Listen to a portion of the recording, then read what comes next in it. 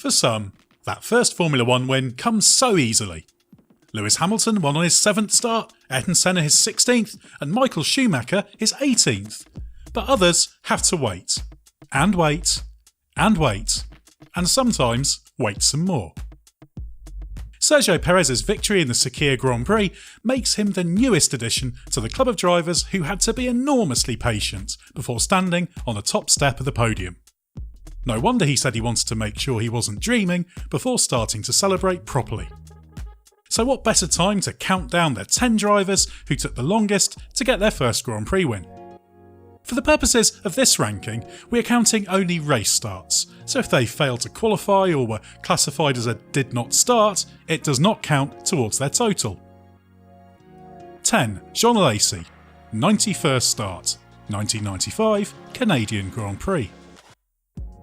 Alesi's famous race-leading performance for Tyrrell in the 1990 United States Grand Prix, where he battled with Ayrton Senna, indicated wins were just round the corner for the in-demand French Sicilian. But fate had it in for him in his Ferrari years, during which he was frustrated either by inadequate machinery or mechanical maladies as he searched for that elusive first victory. He was in his 5th season with Ferrari and had racked up a total of 15 podium finishes, as well as leading 8 races, when he lined up for the 1995 Canadian Grand Prix in Montreal. Fortune paid him back that day, with an electronics problem forcing leader Michael Schumacher into the pits and promoting Alesi to the lead. He reeled off the laps, fighting back the tears to take his first, and only, Grand Prix victory. 9. Thierry Boutsen, 95th start, 1989 Canadian Grand Prix. Boutsen was no stranger to the podium when he was signed by Williams to replace the Ferrari-bound Nigel Mansell in 1989, having racked up 7 podiums with Benetton and Arrows. He had a reputation for being a solid rather than spectacular performer and had made a patchy start to his Williams career, meaning nobody would have bet against him getting to a century of starts winless. However, Boutsen was an excellent wet weather driver, with 2 of his 3 F1 wins coming in rain-affected races, one coming later in 1989 at Adelaide. While he did have to rely on the misfortune of others in Montreal, in particular long-time race leader Ayrton Senna, Boutsen drove a good race and passed teammate Riccardo Patrese on his way to a famous win. He only led the final 3 laps of the race. 8. Mika Hakkinen, 96th start, 1997 European Grand Prix. Hakkinen flirted with a breakthrough first F1 win regularly during the 1997 season, notably at Silverstone, where his McLaren Mercedes suffered an engine failure while leading with just 6 laps to go. With 15 podium finishes to his name and having led 9 Grand Prix, his breakthrough came in unsatisfactory circumstances in the 1997 season finale at Jerez. Thanks to a McLaren agreement with Williams to avoid getting in Jacques Villeneuve's way as he battled for the championship with Michael Schumacher, Hakkinen was gifted a win. Having been waved past teammate David Coulthard, Hakkinen then passed the cruising Villeneuve on the final lap to take that long-awaited triumph. 7. Giancarlo Fisichella, 110th start, 2003 Brazilian Grand Prix. Fisichella's breakthrough victory was one of the most unlikely in Formula 1 history.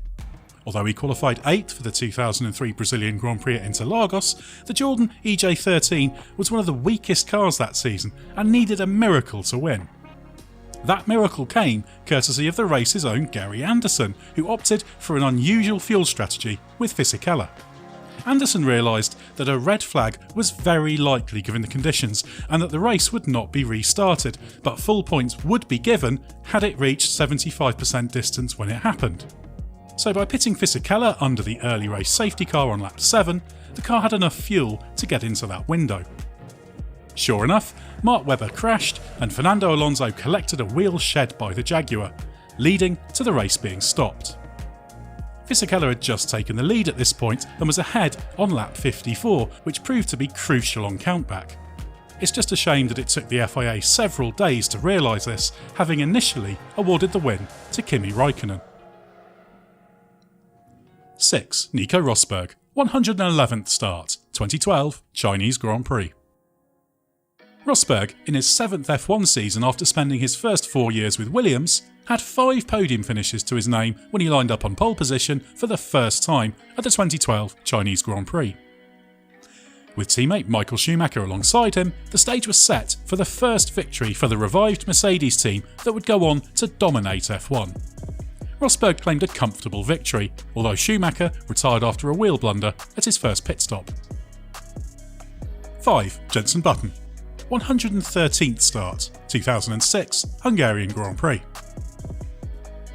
The question of when Jenson Button was finally going to win a Grand Prix had become something of a running joke in the UK, and few expected him to break his duck when he started 14th at the Hungaroring in 2006.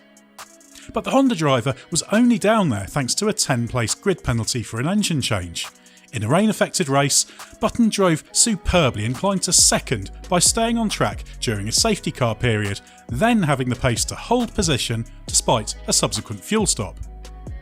Renault driver Fernando Alonso was on course for victory, but lost a right rear wheel when he made a pit stop for dry rubber. This handed Button a famous victory.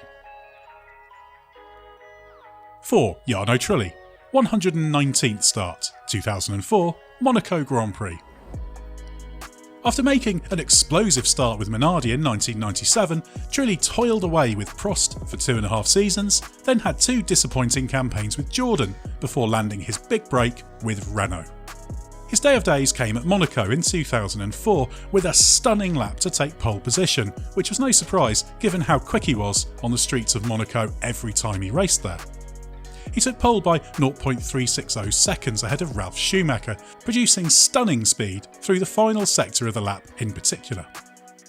In a race famous for Michael Schumacher crashing in the tunnel under the safety car after stopping heavily to warm up the brakes and clashing with Juan Pablo Montoya, Trulli led home Jenson Button for his first and only Grand Prix win. 3. Rubens Barrichello, 123rd start, 2000 German Grand Prix. Saturday could not have gone much worse for Rubens Barrichello at the 2000 German Grand Prix.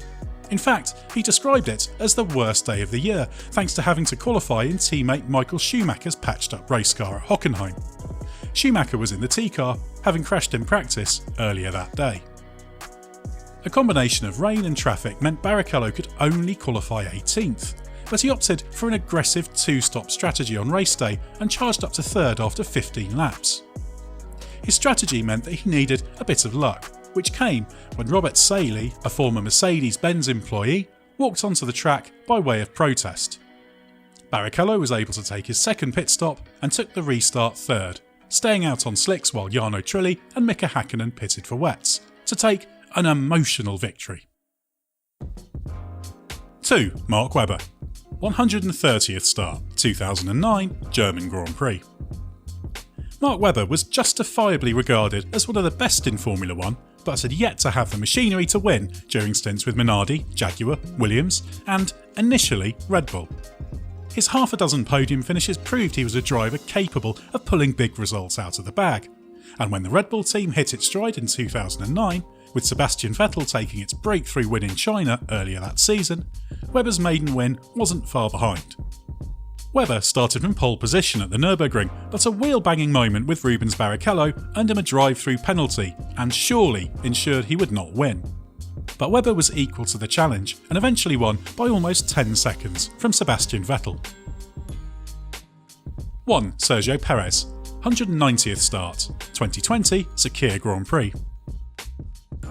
Despite his penchant for unexpected podium finishes, Perez didn't have another opportunity to take the victory that he lost with a brief off while chasing down Fernando Alonso in Malaysia 2012 during his Sauber days for 8 years. The Sakhir Grand Prix didn't seem likely to be the day to end his win drought, given he ended up facing the wrong way after being hit by Charles Leclerc's Ferrari on the opening lap. But he pitted under the safety car and began his recovery. He passed Esteban Ocon and Lance Stroll on his way to the front of the midfield pack, so was in position to cash in when tyre chaos sent the Mercedes drivers tumbling down the order. If you enjoyed this countdown, don't forget to give us a thumbs up, and let us know in the comments below which of today's drivers might break into the top 10 in the future. And one thing you don't have to wait to do is to hit the subscribe button so you never miss anything from the race. And if you want to be among the first to watch our latest offering whenever there's a new release, then chime the notifications bell.